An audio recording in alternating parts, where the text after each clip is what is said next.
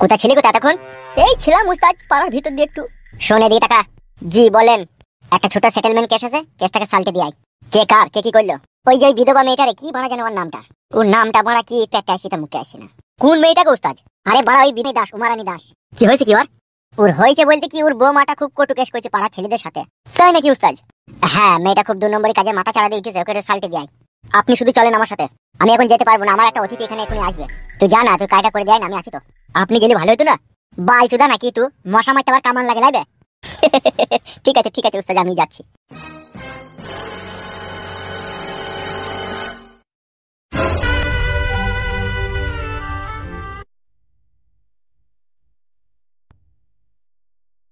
কি ব্যাপার তান্ত্রিক বাবা, আসতে তো দেরি হলো আপনার? আর বলবেন না কালু মশাই, একটু কাজ ছিল তো তাই আসতে দেরি হয়ে গেল। বসুন, আপনি এখানে বসুন, আমি দেখে নিচ্ছি। ওই দেখি ডান হাতটা দেখি আপনার।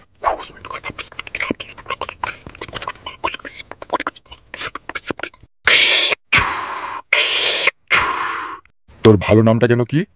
ডাক নাম কালু, ভালো নাম কেলু। কেলু টাইটেল কি তোর? 12 চোদা টাইটেল। বড়ই কঠিন সমস্যা তোর সামনে। কি বলছেন তান্ত্রিক বাবা? বাঁ হাতটা একবার দেখা। কি বুঝলেন তান্ত্রিক বাবা? বৎস, আমি তোর 2 হাত দেখে যা আমি বুঝতে পারলাম, তোর শত্রু তোর আশেপাশেই দমন করছে। আমার শত্রু আমার আশেপাশে দমন করছে? হ্যাঁ রে বৎস, তোকে খুব সংযত হয়ে চলতে হবে বৎস। সামনে ঘোর বিপদ, তোর ঘনিয়ে অন্ধকার নেমে আসছে তোর জীবনে। কি বলছেন তান্ত্রিক বাবা এসব আপনি? বৎস, আমি কোনো কথা নিজে থেকে বলি না। শত্রু তোর বিষয়ে ভাবছে, তোকে কতক্ষণে সে বিনাশ করবে। কে তান্ত্রিক বাবা, কে আমার শত্রু? এই কথা আমি বলতে পারবো না বৎস, এ আমার গুরুর আদেশ। তোকে নিজে থেকে এটা ভাবতে হবে কে তোর শত্রু রয়েছে। আমি তো সবই বুঝতে পারছি, শুধু নাম বলতে পারবো না। এ আমার পরম গুরুর আদেশ। তাহলে এখন আমাকে কি করতে হবে তান্ত্রিক বাবা? তোকে এখন যেটা করতে হবে বৎস, কোনো কঠিন কাজও না, কোনো সাধারণ কাজও না, এর মাঝামাঝি। বলুন তান্ত্রিক বাবা, আমি আমার গোপন শত্রুদের বিনাশ করার জন্য আমি সবকিছু করতে পারবো। তাহলে শোন, তোকে 3টে জিনিস জোগাড় করতে হবে। বলেন তান্ত্রিক বাবা, আমি করতে পারবো। পারবি তুই বৎস? জি বাবা, আমি পারবো। তাহলে শোন, যেই 3টে জিনিস তোকে জোগাড় করতে হবে। বলেন।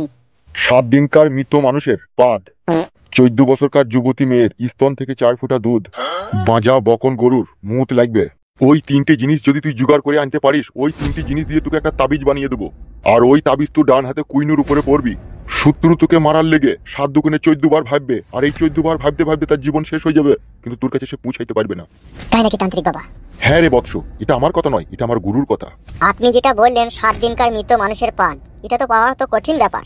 আবার আপনি এও বলছেন 14 বছরকার যুবতী মেয়ের স্তন থেকে 4 ফোঁটা দুধ, আবার বকন গরুর মুত। বকন গরুর মুতটা নাইলে আমি কোনো রকমে কষ্ট মষ্ট করে জোগাড় করে ফেলবো। আর ওই যে যেটা বলছেন 7 দিনকার মৃত মানুষের পান, এটা কি করে জোগাড় করবো? এটা তো আমার পক্ষে অসম্ভব। তারপরে যেটা বললেন 14 বছরকার আই বড় মেয়ের স্তন থেকে 4 ফোঁটা দুধ। হ্যাঁ রে বৎস, এই 3টে জিনিসের কাজই হচ্ছে শত্রুকে বিনাশ করা। তান্ত্রিক বাবা, একটা কথা বলবো আপনাকে? বল বৎস। আপনি এই 3টি জিনিস জোগাড় করে আমাকে তাবিজ বানিয়ে দেন। যা টাকা পয়সা লাগে তা আমি দেবো আপনাকে। তুই নিজে করে নে, ভালো হবে। আমি তোকে মন্ত্রতন্ত্র দিয়ে তাবিজটা বানিয়ে দেবো, ওই 3টে জিনিস তো তোকে জোগাড় করতে হবে। আমি পারবো না তান্ত্রিক বাবা, আপনি কোনো রকমের জোগাড় করে আমাকে বানিয়ে দেন। বলছিস যখন তুই, বানিয়ে আমি অবশ্যই দেবো। এর জন্য তোর মোটা টাকা খরচা হবে। হোক তান্ত্রিক বাবা, যত টাকা খরচা হয় আমি করবো, কিন্তু আমার শত্রু দেখে আপনি বিনাশ করার ব্যবস্থা করে দেন। 1 মিনিট দাঁড়া, গুরু তোর কাছে এই বিষয়ে কত টাকা চাইছে সেটা একবার জেনে নি। জানেন?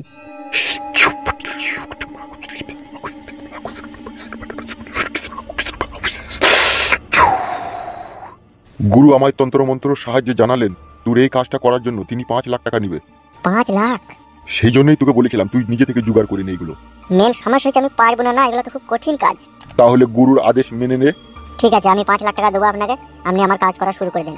ঠিক আছে বৎস, তুই আর 1 মিনিট দাঁড়া, গুরুর কাছ থেকে আমি জেনে নি কখন তোকে তাবিজটা দিবে। ঠিক আছে, জানেন?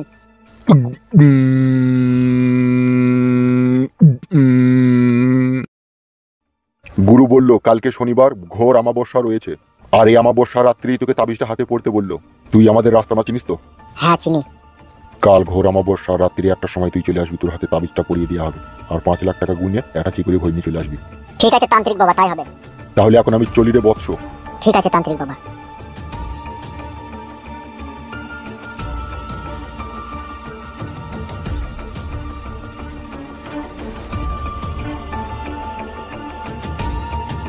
जवानी की रेल कहीं छोटी न जाए, कोई लुटे रात कट्टे तेरा मेरा चुरा के हम दोनों को छेती न जाए। যৌবনের রং যেই ধরেছে মৌমাছিদের মনে চাই নিশার ঘরে চুলকি দিতে একটু ইচ্ছে যে আমার হয়। ধার বুকাচুদা হলো না গানটা। গানে মনে হয় তোদের খুব ভাত জমে গেছে লাই। কি বলছেন কালু ভাই আপনি? ভাত কেন জমবে? আমরা একটু কোনো সময় খুশি আমোদ করি দুই মামা ভাগ্নিতে। শালা কারো শালে আগুন কারো পিটি গুড়। কি হয়েছে কি কালু ভাই? তুই জেনে কি বাল ছিড়বে? সে তো ঠিকই, আমি আর কি করব। একটা কথা বলবো কালু ভাই আপনাকে, আপনি আমাকে খেতে দিয়েছেন, পিনতে দিয়েছেন, আবার ক্লাবে আপনি আমাকে আশ্রয় দিয়েছেন। ঈদ থেকে বড় চাওয়া পাওয়া আমার কাছে আর কিছু হইতে পারে না। আর সেই মানুষের যদি মন মেজাজ খারাপ থাকে আমাদের ভালো লাগবে কালু ভাই? ভালো লাগবে না। যদিও আপনি আপনার প্রবলেমের কথা আমাকে জানাবেন না, তবু আমি আর জানতে খুবই ইচ্ছা হয়েছিল, যদি বলতেন। আমার মানুষের প্রতি বিশ্বাস হারিয়ে গেছে। তোদের দুজনকে যে আমি খাওয়া পড়া দিয়ে আমার এখানে রেখে দিয়েছি, এখন তো আমার তোদের উপরে সন্দেহ হয়েছে। সন্দেহ মানে কিসের সন্দেহ হয়েছে? আমি একজন তান্ত্রিক বাবাকে হাত দেখালাম, সে আমার হাত দেখে বললো নাকি আমার শত্রু আমার আশেপাশে সবসময় ঘোরাঘুরি করে। এখন তো এই টেনশনে আমার রাতের ঘুম হারাম হয়ে গেল। তান্ত্রিক কি বলিস আপনাকে? তান্ত্রিক যা বলেছে তা তো সত্য, কিন্তু তুই দেখি কেমন অবিশ্বাস মনে হয়েছে, বিশ্বাস করতে পারছি না। তুই শালাদের মনের ভিতরে আমার লেগে আবার কোনো কুচাল নাই তো? কথাতে বলে মন চাঙ্গা তা কাছেই গঙ্গা। আসলে আপনার মনটাই অপবিত্র, ওই জন্য আপনি আমাদেরকে সন্দেহ করছেন। এমনও তো হইতে পারে তান্ত্রিক আপনাকে ভয় দেখিয়েছে। ভয় লাগবে, ভয় লাই। ও যা বলেছে ঠিকই বলেছে। কি বলেছে কি কালু কাকা বলেন? তান্ত্রিক আমাকে বলে গিয়েছে 7 দিনকার মরা মৃত মানুষের পাদ, 14 বছরের যুবতী মেয়ের বুকের স্তনের 4 ফোঁটা দুধ, আর বকন গরুর মুট, এই 3টি জিনিসকে জোগাড় করে আমাকে একটা তাবিজ বানিয়ে দেবে। সেই তাবিজ আমাকে হাতে পড়তে হবে। এটা আপনাকে তান্ত্রিক বাবা বলে গেছে? হ্যাঁ বে হ্যাঁ। এখন আমার এই টেনশনে রাতের আর দিনের ঘুম হারাম হয়ে গেল, আর তুই শুয়ে বাচ্চারা মজ মস্তি করে ঘুরে বেড়াচ্ছিস। আচ্ছা কালু ভাই, তান্ত্রিক বাবা যে এই কথাগুলো আপনাকে বলে গেল, একবার আপনার মনে হয়নি এই কথার মধ্যে কোনো ফেক আছে? কোনো ফেক নাই বে, সব ঠিক আছে। এখন তুই ভাড়া ছোড়াদের মনের ভিতরে যে কি ঘুরপাক চলছে একমাত্র তুরাই জানিস। মন আমাদের সাদা, মনের ভিতরে না আছে কোনো কিন্তু, না আছে কোনো ঝুট, না আছে কোনো ঝামেলা। কিন্তু আমার মনে হচ্ছে ঝুট ঝামেলার ফাঁদে আপনাকে তান্ত্রিক ফেলে দিয়ে গেছে। না হলে এত সহজ সরল ওষুধপালা থাকতে আপনাকে 7 দিনকার মৃত মানুষের পাত জোগাড় করতে বলে দিয়ে গেছে। আবার এও আপনি বলছেন 14 বছরকার আইবড় মেয়ের বুকের স্তনে দুধ লাগবে 4 ফোঁটা। এর মধ্যে নিশ্চয়ই কোনো ভণ্ডামি আছে। হ্যাঁ গো, ঠিকই বলছে কালু কাকা। মরা মানুষ কি করে পাইবে? আর যে কোনো যুবতী মেয়ের বুকের স্তন থেকে আপনি কি করে দুধ বাই করবেন 4 ফোঁটা?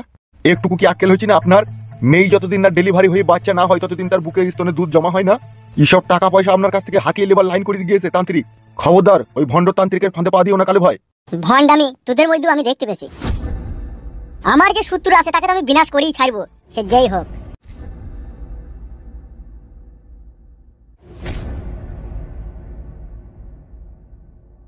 মামা, এ তো মনে হচ্ছে বাল কাটতে গিয়ে বাল উপড়ে চলে আসবে মনে হচ্ছে তো। ফান্দে পড়িয়া বগা কান্দে রে। তোকে আমি বলিনি ভাগ্নে আমি সুই হই ঢুকবো আর ফাল হই বেরুবো? হ্যাঁ হ্যাঁ মামা, বলেছো তুমি। সবুর কর ভাগ্নে, সবুর কর, সবে তো শুরু। মামা, আমার কিন্তু একটা জিনিস ভয় লাগছে। তান্ত্রিকের ওষুধে যদি কাজ হয়ে যায় আর আমরা যদি বিনাশ হয়ে যাই তাহলে কি হবে? তান্ত্রিক বুঝতে পেরেছে সবই ঠিক আছে, কিন্তু আর ওষুধে কোনো কাজ হবে না। মরা মানুষ তো কখনো পাইতেই পারবে না, তাহলে কাজ কি করে হবে? ঠিকই তো মামা। আর আই বড় মেয়ের বুকের স্তন থেকে 4 ফোঁটা দুধ বাই করতে গিয়ে ওকে যাবজ্জীবন জেল খাইতে হবে। তার মানে ওষুধটাই ওরা বানাইতে পারবে না কি, তাই তো মামা?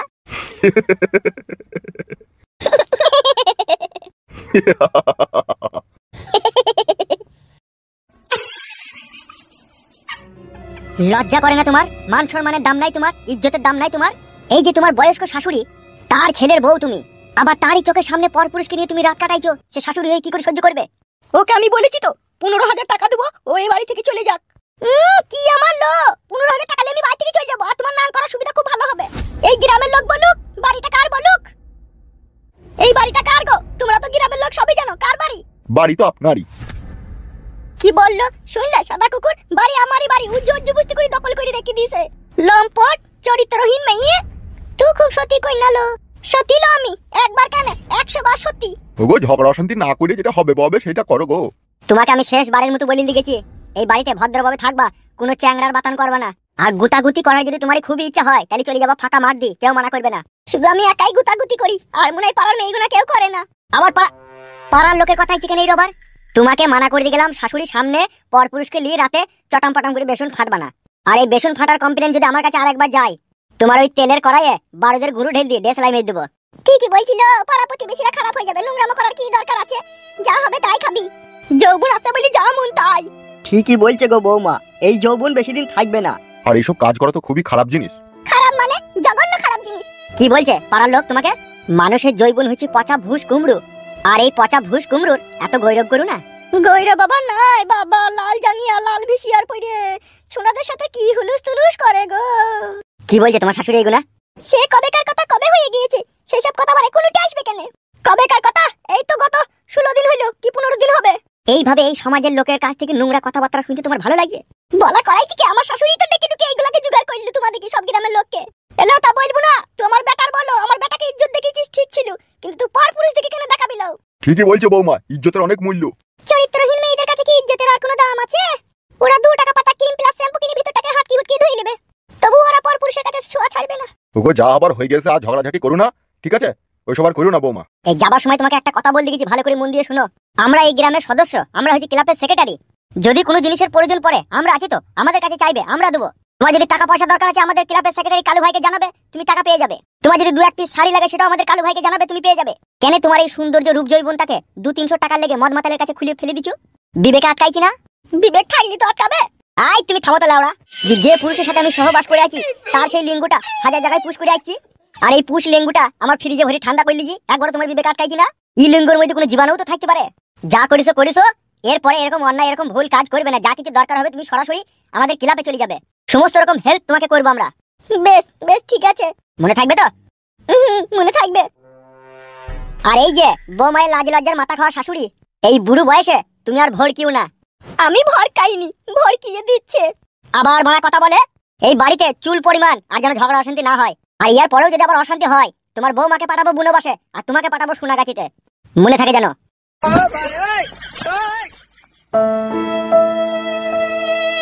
হ্যালো হ্যালো হ্যাঁ নারিয়া বেগম, শুনতে পেছো তো?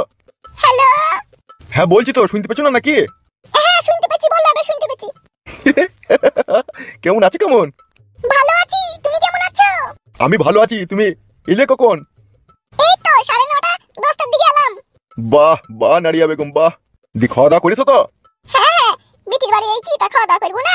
তুমি এখন কোথায় আছো? কোথায়? আমি তো এখন ক্লাবে আছি নারিয়া বেগম। তোমার সাথে তো একবার দেখা করতে ইচ্ছা হচ্ছে। চুপ। কি চুপ করে বলছো? না না, চুপ চুপ করে কেন বলবো? তাহলে সন্ধ্যে 5টার সময় এসো। 5টার সময় কোথায় যাবো? ক্লাবে? না না, ক্লাবে আসতে হবে না, তুমি ওইখানে আসবে, আমি ওইটাই থাকবো। কোনখানটায়? ওই যে বট গাছটা আছে না, ওইটা একটা চাং আছে, তুমি ওইখানে দাঁড়িয়ে থাকবে, ওইটা আমি থাকবো। বেশ ঠিক আছে। তারপর জামাই বাবাজি বলছি নাকি সন্ধ্যেবেলায় জায়গা টাকা দিতে যাবে। ওসব নিয়ে কোনো টেনশন নাই, জায়গা টাকা দেওয়া হবে, সবই হয়ে যাবে একসাথে। মামা চুপবে, মার খাবে। কাকে মার খাবি বলছো গো? ওই একটা উট বিড়ালের বাচ্চা আমার সাথে থাকে। বেশ ঠিক আছে, তাহলে 5টার সময় আমি ওখানে চলে যাবো, তুমি আসবে জানো? ঠিক আছে ঠিক আছে ঠিক আছে নারিয়া বেগম, ঠিক আছে। তাহলে রাখছি। হ্যাঁ রাখো রাখো।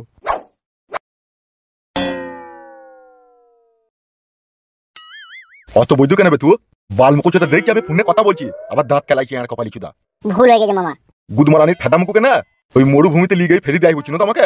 ভুল হয়ে গেছে বললাম তো মামা। এই আমি ফোনে কথা বলছি, তুই হি হি করছিস, চিল্লাচ্ছিস, তাহলে ও কি বলবে বে? এমনিতেই আমার নতুন প্রেম বুকা চুদা, তাহলে ও বলবে না লাউড স্পিকার দামে লোকে শোনাছে? হ্যাঁ আর কপালি চুদা, ফোন করার সময় এবার যদি হাসো না, তোমার গাঁড়ে কিলিয়ে দেবো আমি।